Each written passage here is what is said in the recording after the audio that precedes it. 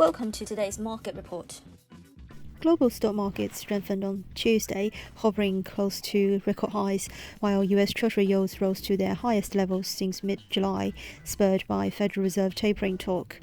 Sentiment was boosted by the U.S. Senate passing a $1 trillion bipartisan infrastructure bill that could provide the United States with its biggest investment in decades in roads, bridges, airports, and waterways. That helped the Dow Jones and S&P 500 close at record highs.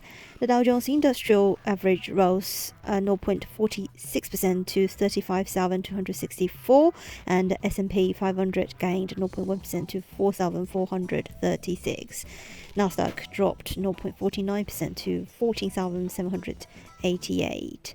European shares extended gains for a seventh straight session as investors took comfort from strong earnings reports and economic recovery prospect. The Pan-European Stock 600 index rose 0.35%. MSCI's gauge of stocks across the globe gained 0.12%, trading just off the record high it hit last week.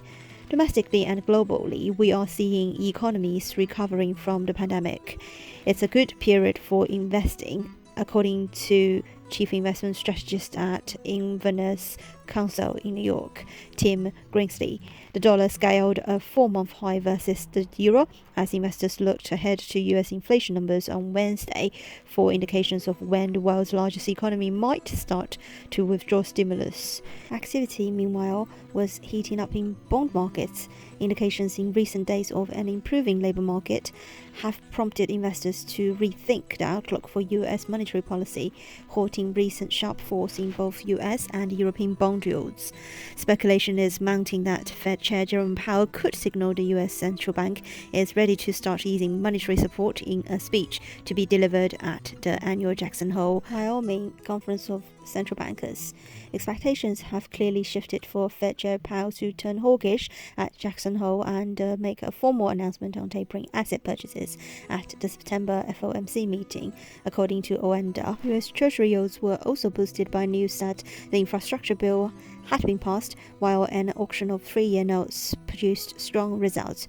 The benchmark 10-year yield hit 1.349%, its highest level since July 15th. Benchmark 10-year notes last fell to yield 1.3473% from 1.317% late on Monday.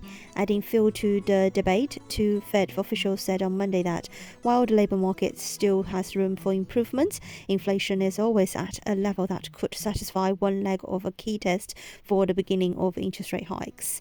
Data on Monday showed that US job openings shot up to a fresh record high in June, and hiring also increased.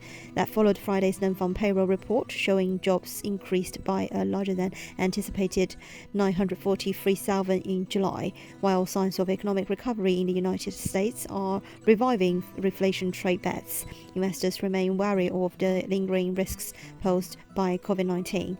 China on Monday reported more COVID-19 infections in what seems to be its most severe resurgence of the disease since mid-2020, as some cities added rounds of mass testing in a bid to stamp out infections. Oil prices rose 3% on Tuesday, rebounding from recent losses on signs of rising demand in the United States.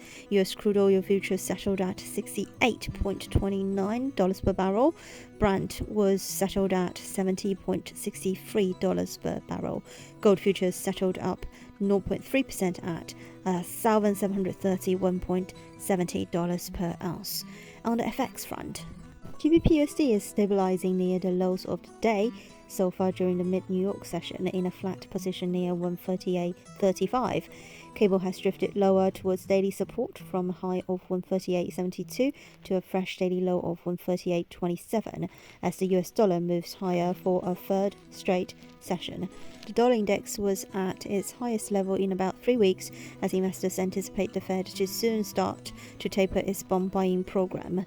Nevertheless, sterling is showing signs of strength elsewhere as currency traders are increasingly focused on which central banks are moving forward with unwinding pandemic-era stimulus. As traders single out the ECB as a laggard in this respect, euro sterling fell to an 18-month low. Euro dollar also extended its slide on Tuesday and touched its lowest level since late March at 117.10. This is today's market news. Thanks for listening. We'll see you next time.